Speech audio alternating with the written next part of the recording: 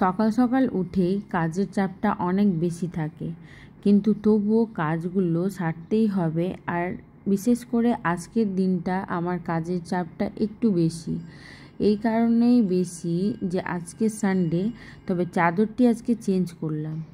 তো দেখতেই পাচ্ছ সকাল সকাল উঠে আমি মোটামুটি সব কাজ করে নিয়েছি। এখন চাদরটাকে, আজকে সানডে, তা চাদরটাকেও চেঞ্জ করে নিলাম। প্রত্যেকটা বাড়িতেই মনে করি যে রবিবারের কাজটা আরও ডবল করে নিতে হয়। কেননা বেশিরভাগই ক্ষেত্রে চাকরি হোক বা বিজনেসই হোক, রবিবারের দিনটা অন্তত বাড়িতে সকলে থাকে। আর এই দিনটাতে রান্নার চাপটিকেও কম করলে আর চলবে না, কেননা একটি দিন সময় পাওয়া যায়, এটাতে আমরা একবারে পেট ভরে আর একদম মনের মধ্যে সন্তুষ্টি করে খাওয়া দাওয়া করে নিই। রুমটা পরিষ্কার করার সাথে সাথে আমি চলে এসেছি এবার রান্নাঘরে স্লেপের মধ্যে কয়েকটা বাসনগুলো আমি রাত্রেবেলায় মেজে রেখেছিলাম, যেগুলোকে রাত্রেবেলা অনেক সময় গুছোতে পারি না, তাই এগুলোকে সকালবেলা আমি সকলকে নিজের নিজের জায়গায় রেখে দিই। কেননা পরবর্তী সময় যখন একবার রান্নাতে বা অন্য কাজে ঢোকা যায়, তারপরে এগুলো আর করা হয় না। তো সেই ক্ষেত্রে খুবই অসুবিধা হয়, তাই আমি এগুলোকে এখনই করে ফেললাম। যেহেতু আজকে সানডে, পড়াশোনার চাপটাও বাচ্চাদের একটু কম থাকে, মানে কমই দিয়েই প্রত্যেক মা বাবাই। তো তাই ছেলেটাকেও দেখছি বিছানা ছেড়ে নিচেই গড়াগড়ি দিচ্ছে, তো থাক, কোনো ব্যাপার নেই। আর মেয়েটিকে এই সময় দোলনায় দুলিয়ে দিয়েছি, যেটুকু সময় সে একটু ঘুমিয়ে থাকে বা দুলে বা খেলা করে, সেই সময়টুকুতেই আমি মোটামুটি কাজগুলো সেরে ফেলি। তো তারই কাপড়গুলো আমি এগুলো গুছিয়ে নিচ্ছি, এগুলো এলোমেলো হয়েছিল। হ্যালো বন্ধুরা, আজকে সানডে, আজকে কী যে রান্না হবে সেই রেসিপিগুলো তোমাদের সাথে শেয়ার করব। আর সকাল সকাল তো উঠে আমি অনেক কাজ বাজ সেরে নিয়েছি, মোটামুটি ঘরটা সব পরিষ্কার করে দিয়েছি, ঝাড় দিয়ে এখন কয়েকটা বাসন ছিল ওগুলোকেও মেজে নিয়েছি। আর কিছুক্ষণ পরে আমি রান্নার কাজ চলে যাব, যদিও একটু চা খাবো, চা খাবার পর আমি সেই রান্নার কাজে লেগে যাব। তো এবার আমি রান্নাঘরে চলে এসেছি। রান্নাঘরে এসেই এবার ঘুগনি একটু করে নেব, কেননা সকালের টিফিনটা কিছু তো একটু করতেই হবে। তাই আগের দিন কিছুটা মটরকে আমি জলের মধ্যে ভিজিয়ে রেখেছিলাম। তো মটরটা এমনি রান্না করতে গেলে সেদ্ধর খুবই প্রবলেম হয় আর অনেকক্ষণ সময়ও লাগে, তাই মটরটাকে একটু প্রেসারে দিয়ে, মানে ওখানে একটু লবণ হলুদ দিয়েই সেদ্ধ করে নিতে হবে। অল্প পরিমাণে জল এটাতে অ্যাড করতে হবে।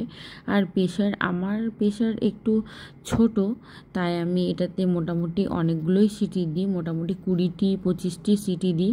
কিন্তু আপনারা চাইলে আপনাদের প্রেশার কুকার অনুযায়ী দিতে পারেন।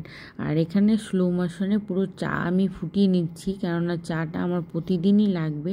তবে আজকে রান্নার একটা করার মজাটাও আমার অনেকটাই আলাদা, এই কারণেই বলবো। প্রতিদিন আমি একাই রান্না করি আর আমার হেল্পের কেউ থাকে না, কিন্তু আজকে আমার হাজব্যান্ড একটু আমাকে হেল্প করে দিচ্ছে। আর কাটা যেগুলো দেখতে পাচ্ছ বন্ধুরা, সবই কিন্তু আমার হাজব্যান্ডই কেটে দিয়েছে।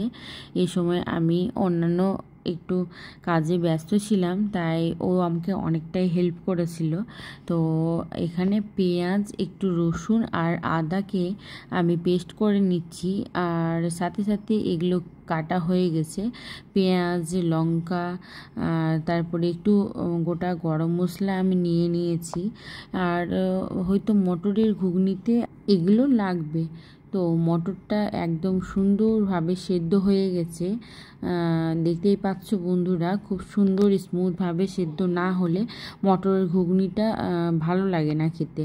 তো তারপরেই আমি কড়াইয়ের মধ্যে তেল দিয়ে দিয়েছি, আর ফোড়ন হিসাবে সামান্য জিরে কয়েকটা রসুনের কোয়া, লঙ্কা আর তেজপাতা দেওয়া হয়ে গেছে। আর তারপরেই আমি একটু পেঁয়াজ দিয়ে দিয়েছি। পেঁয়াজটা এগুলো সমস্ত উপকরণগুলো আমি হালকাভাবে ভেজে নেব। খুব বেশি পেঁয়াজগুলো না ভাজলেও চলবে, জাস্ট একটু স্মুথ হয়ে আসবে এরকমই করে ভেজে নিলেই হয়ে যাবে। আর এই সময় আমি আজকে একটু মশলার পরিমাণটা বেশি, তাই মিক্সিটা আমি ইউজ করেছি। যে সময় একটু কম মশলা থাকে তখন আমি হাতেই বেটে নিই, কিন্তু আজকে কাজের চাপটাও প্রচুর রয়েছে, তাই আমি আর ওগুলো করতে গেলাম না, মিক্সিতেই দিয়ে দিলাম। আর এরই মধ্যে আমি মশলা যেমন জিরে গুঁড়ো, ধনে গুঁড়ো আর হলুদ, লবণ এগুলো কড়াইয়ের মধ্যে দিয়ে ঢাকা দিয়ে দিয়েছি। তারপরে যখন দেখেছি যে তরকারি থেকে তেল বেরিয়ে এসছে, আমি সেই সময় একটু মাংসের চর্বি ছিল সেটাকে দিয়ে মটর দিয়ে ঢাকা দিয়ে নেড়েচেড়ে রান্না করে নিয়েছি। তো পরেই আমি প্রেসারে একটু বসিয়ে দিলাম মাংসটিকে, কেননা যদি প্রেসারে না দেওয়া হয় তাহলে অনেক সময় লাগে, আর ছোট বাচ্চা থাকার কারণে এখানে এত সময় দেওয়া যায় না। তো যদি প্রেসারে মাংসটা সেদ্ধ করে নেওয়া যায় তাহলে খুব সুন্দর হয়ে যায়। আর এদিকে আমার ঘুগনিটি রেডি হয়ে গেছে, দেখতেই পেলে বন্ধুরা। সাথে সাথে আজ আমি করে নিচ্ছি করলা ভাজা। তো পেঁয়াজটাকে একটু বাজো করে তার মধ্যে করলাটা দিয়ে দিয়েছি। আর এইটুকু সময়ের মধ্যে আমার মোটামুটি দুটো রান্না এখনকার মতো কমপ্লিট। সকালের খাবারটা আমার ছেলেকে দিয়ে দিয়েছি, সাথে আমি আমার হাজব্যান্ড খেয়ে নিয়েছিলাম, সেটা আর ভিডিও করা হয়নি, তাই তোমাদের দেখাতে পারলাম না। তারপরে মাংসের জন্য আলুটিকে ভেজে নিয়ে বের করে নিয়েছি। আর সেই একইভাবে একটু জিরে ফোড়ন দিয়ে তেলের মধ্যে তেজপাতা আর গোটা কয়েক লঙ্কা আর গোটা জিরেটা অবশ্যই, আর হলো গোটা দারচিনি, এলাচ, লবঙ্গ দিয়ে সেটাকে ভালো করে নেড়ে চেড়ে একটু লাল লাল করে ভেজে নিতে হবে। মাংসেরটা আমি একটু লাল লালই করি, আর যদি এগুলোর মধ্যে একটু শুকনো লঙ্কা দেওয়া যায় তাহলে খুব ভালো একটা ফ্লেভার আসে।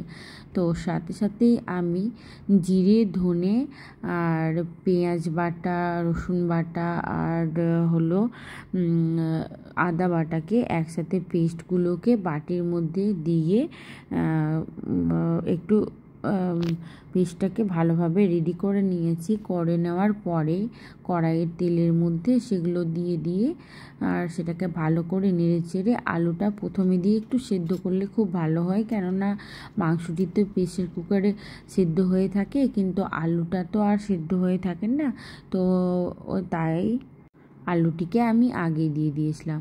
আর এরই মধ্যে আজকে আমার ছেলের বায়না আর আমারও ইচ্ছা ছিল একটু পোলাও করে নিয়েছিলাম। তো আজকের থালিটি কমপ্লিট। পরবর্তী সময় আবার একটি ব্লগে তোমাদের সাথে দেখা হবে। তো এখনকার জন্য বাই।